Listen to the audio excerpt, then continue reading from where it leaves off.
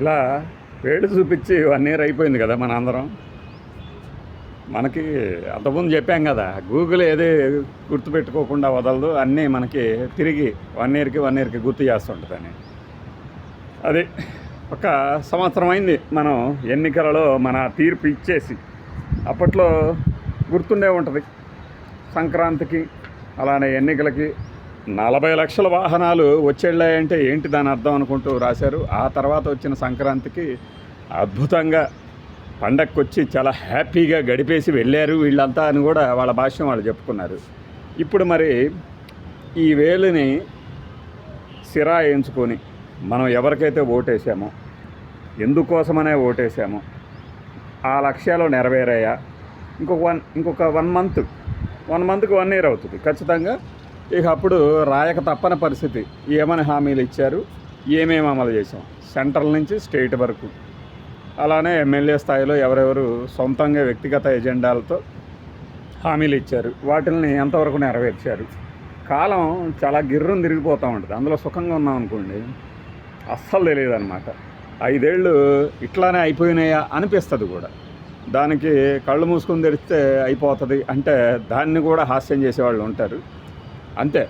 ఇప్పుడు ప్రతిరోజు ఇంత ఎండల్లో కూడా బయటికి వెళ్ళి ఒక 500-600 సంపాదించుకునే వాళ్ళకి కష్టం, కానీ రోజులు గడవటం హాయిగా కాలు మీద కాలేసుకొని కూర్చుంటూ ఎండలు బాగున్నాయంట కదా అని ఏసీలో కూర్చొని చర్చలు చేసే వాళ్ళకి అనొప్పి తెలియదు కదా. ఆ కోణంలోనే మరి కొంతమంది జీతాలు 5,000 నుంచి 10,000 చేస్తాం, మీకు అద్భుతమైన స్కిల్ డెవలప్మెంట్ చేపిస్తాము, మీకు అందమైన భవిష్యత్తు ఇస్తాము అని చెప్పి మనం 1 ఇయర్ దాటింది. అలానే మేము వస్తే చాలు మీకు ఉద్యోగాల వరదే అని చెప్పి 1 ఇయర్ దాటింది. ఏటా సంవత్సరం అంతా ఉద్యోగాల నియామకాల ప్రక్రియ.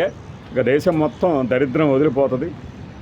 మేము 1 కోటి ఉద్యోగాలు ఇస్తాం అందరికీ అని చెప్పేసి, అందరికీ అంటే నిరుద్యోగులు కానీ ప్రతివాడికి అని కాదు అని చెప్పి సెంట్రల్ గవర్నమెంట్ డబుల్ ఇంజన్ సర్కార్ హామీ ఇచ్చి కూడా 1 ఇయర్ అవుతోంది. వాస్తవానికి మనం 12-13లోనే వేలుతో నొక్కేసాం, మన తీర్పు ఇచ్చేసాం. ఎన్నికల కమిషన్ చేతిలోకి వెళ్ళిన తర్వాత ఇక అప్పుడున్న ప్రభుత్వాలు ఉన్నట్టు కాదు. తిరిగి గెలిస్తే వాళ్ళు వచ్చేవాళ్ళు, అధికారంలో కొనసాగినట్టయ్యేది, లేకపోతే లేదు. ఇది అందరికీ తెలిసిందే. మరి 1 ఇయర్ అయిన తర్వాత మీరు వెనక్కి తిరిగి చూసుకున్నా, ముందుకెళ్ళి పడ్డా, ఏమి సాధించారు అనేదాన్ని బేరీజు వేసుకునే రోజులు ఈ 4 రోజుల్లో. గత 1 ఇయర్లో ఏం జరిగిందో ఏం లేదు. మనము ఇప్పుడు బయటికి వెళ్ళేసి బజ్జీలు, మిరపకాయ బజ్జీలు, పునుగులు, ఆనియన్ దోశలు ఇవి పార్సల్ చేయించుకొని వస్తున్నా మనకి న్యూస్ పేపర్లు, పాత పేపర్లు కనబడతాయి. అప్పట్లో వాళ్ళు ఇచ్చిన హామీలు కానీ ఎవరైనా సరే ఏమని మాట్లాడారు, ఏ పార్టీ వాళ్ళైనా ఇప్పుడేం మాట్లాడుతున్నారు. నాడు నేడు అని మనకి న్యూస్ ఛానల్లో ఏమి పెద్ద 2 విండోలు పెట్టి చూపించక్కర్లా, మనకి స్క్రీన్ని సగం చూపించి మన పేపర్లో చూపిస్తే చాలు. ఇంకా లేదు నాకు కొద్దిగా బద్ధకం, నాకు దొరకవు అనుకుంటారు, అవి లైబ్రరీలకు వెళ్ళండి, ఆర్కైవ్స్కి వెళ్ళండి, వెబ్సైట్లో కనిపిస్తాయి. అప్పట్లో ఏమైనా హామీలు ఇచ్చారు మహానుభావులు, ఇప్పుడు ఏమైనా బుకాయిస్తారు అని. అయితే ఇంత తొందరగా గడిచిపోయిందా అనిపించే వాళ్ళకి ఇంకా 4 ఏళ్లే కదా అన్న చాలా సమయం ఉంటుంది. ఒక వ్యక్తి జీవితంలోనే కాదు, రాజకీయ పార్టీల జీవితాల్లో కూడా 1 ఇయర్ అనేది చాలా పెద్ద సమయం. అట్ ద సేమ్ టైం తక్కువ సమయం కూడా.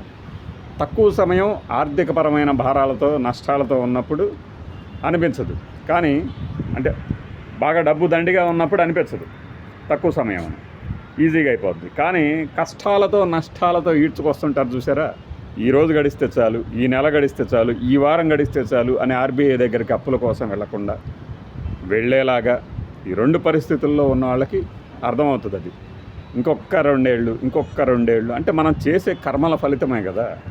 ఇప్పుడు నిజంగా శంకుస్థాపనతో మొదలుపెట్టిన కార్యక్రమం గుమ్మడికాయ కొట్టడంతో పూర్తవుతుంది. ఆ గుమ్మడికాయ అంత తొందరగా కొడితే అంత ఫలాలు తొందరగా వస్తాయి. లేనప్పుడు ఏంటంటే మనం శంకుస్థాపన రాళ్ళ దగ్గర మిగిలిపోయి జవాబుదారీతనం ఉన్నవాడైతే జవాబు చెప్పలేక సతమతం అవుతూ ఉంటాడు. ఏం జరిగింది అంటే గతంలో వాళ్ళు అలా చేశారు కాబట్టి మేమేం చేయలేకపోతున్నాం అంటారు. సింపుల్.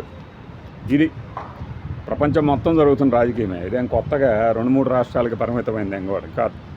కాబట్టి మరి మీరు ఇలా వేలు చూపించి మీరు నొక్కిన బటను మీరు ఎవరికి వేశారో మీ లక్ష్యాలు నెరవేరా లేదా అనేది మీరే ఆలోచించుకోండి. అది సంగతి. బాయ్.